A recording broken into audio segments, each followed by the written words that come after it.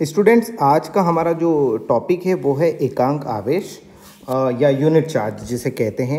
एकांक आवेश का मीनिंग समझ लीजिए। एक अंक का मतलब होता है एक अंक। एकांक यानी एक अंक, जिसका एक अंक हो, ऐसा आवेश जिसमें एक अंक कूलम हो।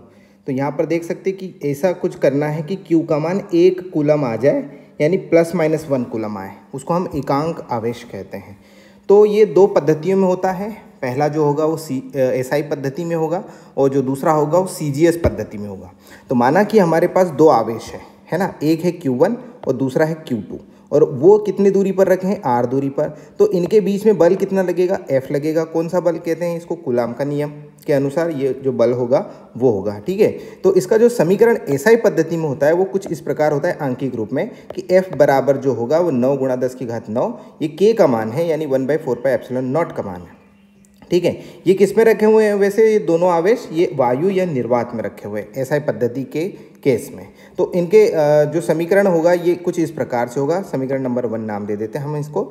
अब यदि कुछ कंसिडरेशन किए जाए, यानी हम कुछ मान रहे हैं, कैसे मान रहे हैं, सुनना ध्यान से, ये बहुत इंपॉर्टेंट है यहाँ पर कि दो आवेश हैं Q1 और Q2, इनके मैंने परिमाण को बराबर मान लिया। कैसे माना, Q1 और Q2 लगभग बराबर परिमाण के हैं और वो समान हैं। तो मैंने यह कंसिडरेशन यहाँ पर कर रखा है, ये पहले ही बता देता हूँ मैं आपको कि Q1 और Q2 दोनों आपस में बराबर हैं, और अगर वो दोनों बराबर हैं तो उनको हम एक ही मान लेते हैं, यानी उन दोनों को Q मान लेते हैं।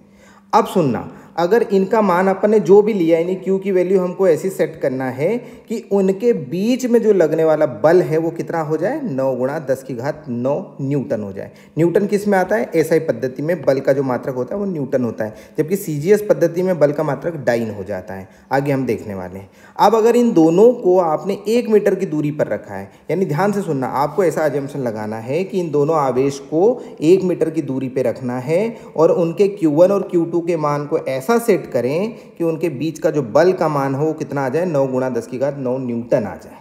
तो इस केस में अगर ये मान सारे के सारे उठाकर हम समीकरण 1 में रख दें, F का मान, R का मान और Q1 Q2 का मान, तो यहाँ पर कुछ इस प्रकार से आएगा। यहाँ पर देखें, F का मान रखा, ये पहले से ही था, Q1 की जगह Q, Q2 की जगह Q, और बटे में R का वर्ग यानी 1 का वर्ग, क्योंकि उनके बीच की दूरी को हमने कितना मान रखा है, 1 मीटर मान रखा है। तो ऐसे केस में हम देखेंगे कि यहाँ पर जो है आप देखोगे कि ये इससे तो ये कट गया।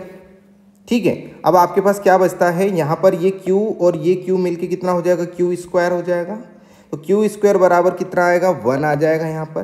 तो उस हिसाब से जब वर्ग हटेगा तो यहाँ पर क्या लगेगा, रूट लग जाएगा, करनी लग जाएगी, और करनी का मान कितना होता है, ±1 होता है। इस हिसाब से Q का मान कितना आ गया, +-1 कूलम आ गया। बेसिकली यहाँ क्या आना चाहिए, कूलम के लिए C लगाएंगे।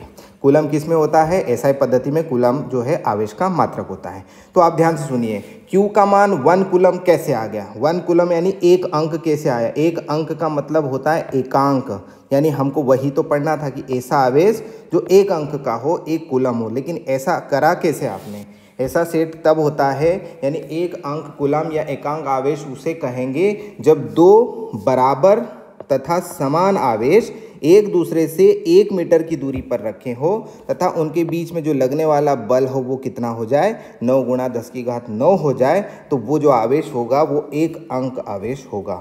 परिभाषा के हिसाब से देखें, यदि समान, यहाँ पर आप देख सकते हैं कि यदि समान परिमाण यानी दोनों के मान बराबर, तो अगर Q1 का मान 1 है तो Q2 का मान भी 1 होना चाहिए। ऐसा समान परिमाण के दो कैसे सजाती, यानी एक जैसे, या तो ++ या तो -। आवेश वायु या निर्वात में कितनी दूरी पर रखे हो, 1 मीटर की दूरी पर स्थित हो, और उनके एक दूसरे पर कितना बल आरोपित कर रहे हो, 9 × 10⁹ बल लगाएं, तो प्रत्येक आवेश जो होगा वो एक अंक आवेश कहलाएगा। ये परिभाषा अक्सर 2 नंबर में पूछी जाती है, ध्यान से पढ़िएगा। ये तो हो गया SI में। अब CGS में चलते हैं। तो CGS में क्या होता है, ध्यान से सुनिएगा।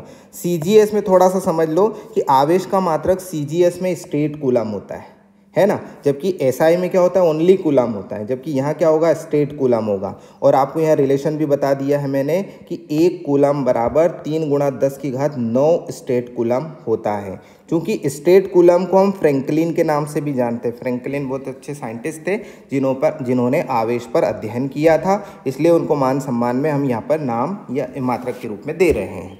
ठीक है। तो स्टेट कूलम को फ्रैंकलिन भी कहा जाता है और इसको केवल FR द्वारा दर्शाया जाता है। इस पद्धति में जो सूत्र होता है, जैसे यहाँ देखो, यहाँ पर सूत्र क्या था अपना, ये था 9 गुणा 10⁻9, और लेकिन यहाँ क्या होता है, k का मान 1 होता है। इस वजह से समीकरण कुछ इस प्रकार बनती है।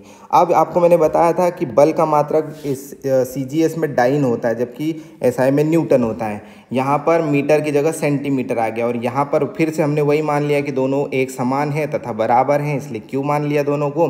बल 1 डाइन मान लिया और उनके बीच की दूरी को 1 सेंटीमीटर मान लिया, तो उनके बीच में लगने वाला समीकरण इस प्रकार से, इस तरह से हो जाएगा। F का मान 1 सेंटीमीटर का स्क्वायर, Q और Q मिलके इस तरह से आ गया।